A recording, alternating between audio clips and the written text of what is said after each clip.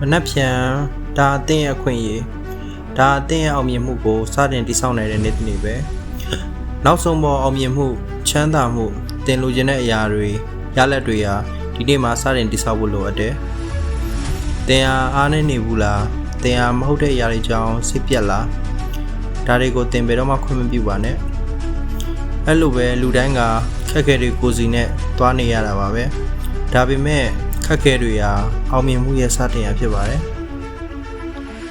မင်းလိုအပ်တာကနောက်တစ်ခါကို